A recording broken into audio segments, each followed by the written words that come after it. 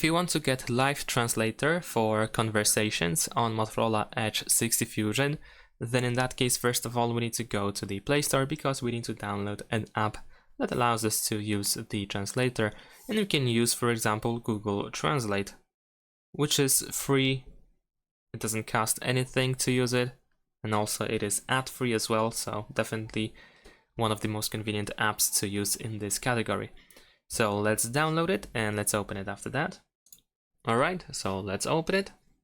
And over here, as you can see, we have immediately the prompt that showing us the conversation mode, which is something that we can use for live conversations. In this case, we just use the microphone pretty much immediately in order to translate. We can also switch the language, the source language and the target language.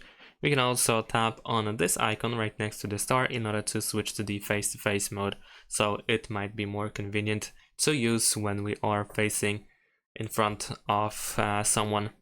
And that's pretty much it. So use the microphone in order to say something out loud so that the speech can be converted into a text and then it can be translated on your phone.